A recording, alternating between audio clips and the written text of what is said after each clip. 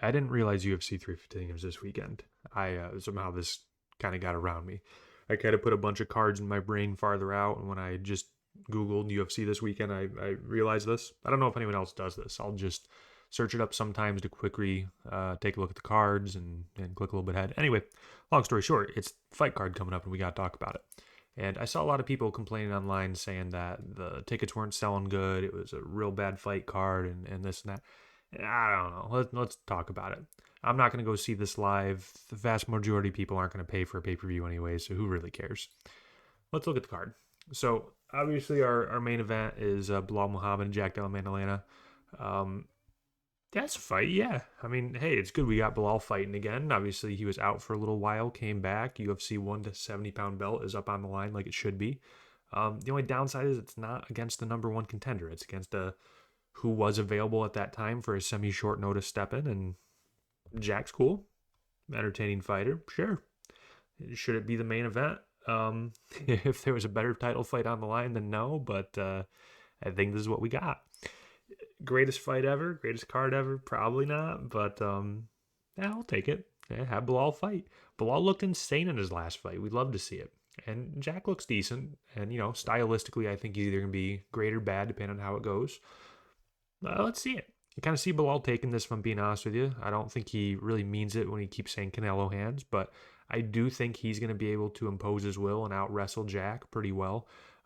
Jack, if you guys recall, had a close-ish fight with Gilbert Burns where he was down 2 rounds going into that third before he landed the shot and took it out.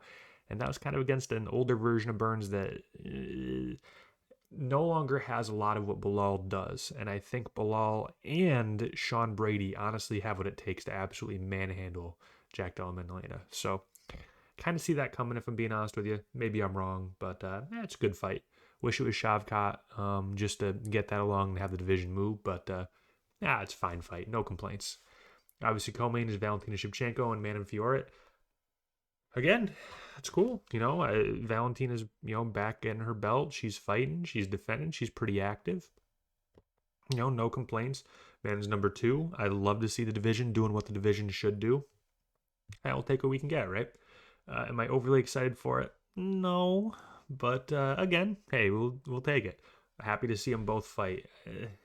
Hopefully these two fights don't come to 5-round decision both, and this ends up being read at 2 a.m. or something like that. Hopefully that's not the case. I could see this potentially being a snooze fest back to back, or maybe I'm wrong and they're both really exciting. Let's hope for the best, right?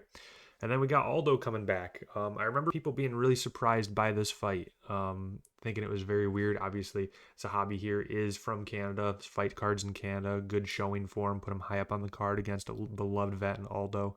I'm kind of confused what the UFC is doing with Aldo at this point, and I'm kind of confused what Aldo is doing with Aldo at this point. If you're not going to put him in spots to go into title contention, obviously he lost that last fight against Batista. It was hated on and boring and this and that. I don't know. At this point, give Aldo legend fights. Have him be in really fun, entertaining fights, either against other big names or at least people that come to fight. Kind of a weird fight, kind of weird placement for it, but I'll take what I can get. And then obviously you got your Alexa Grasso, Natalia Silva. Fun fight. Number 1, number 5. It should be good. I see Alexa taking this, but again, plenty good. Not a whole lot to say about this fight. Same thing with the BSD. Yeah, I don't know. Not a great card. Probably not worth the $80-$85 that we're talking about. Even our prelims, we have Mike Mallet, who, if anyone's not seen him fight before, he's good. He's a prospect. He's young. He might have some real potential, but he needs time to grow. Big thing for him is he's one of Canada's talents right now. Obviously, good placement on the night for that for him. And then Charles Radke is, decent little fighter. His claim to fame was throwing some slurs out before when he won a fight. Let him fight. It should be fun. Again, Andrade is Andrade. Never have an issue with that. Kudabala's all right. And then Navajo Sterling, if anyone recalls, he was on the Contender Series last year or the year before. He's on Izzy, Israel Adesanya's team. And really interesting, large fella, good stance, some decent striking. He's one of those things where he's either going to turn into nothing or something. And so far it's something, but who knows how much of anything. Overall, there's no star power on this card, unfortunately. I kind of see where people are coming from. Card's kind of lame, all things considered. Be a great fight night card. Well, it'd be a pretty good fight night card. I wouldn't even say that. We've had days where there were fight night cards better than this entire card. I can see why tickets aren't selling so good. If I recall, also, whenever they do these events in Canada, the ticket prices are astronomical. So, I don't know.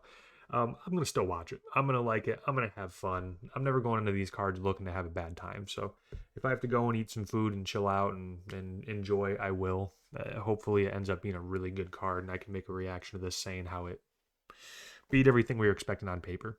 But that's what I'm hoping for. I don't know if you guys feel different. I don't know who's excited for this or who's not excited for it. Anyone want to see Bilal win and go on a good streak? Anyone want to see Jack do it? I mean, what do you guys feel about? I think 170 can be fun and might not be fun, but I think Bilal wins this. I think that Sean Brady would beat Jack as well. I think Bilal and Sean Brady would be an awesome rematch. But you got Ian Gary, who's a backup for this, just in case. I don't think he should really be near the title, but fair game for him stepping in and getting this shot as well. And hopefully Shavkat gets it next, and then number one contenders clear after that, and let it keep going. Either way, good card. We'll watch it.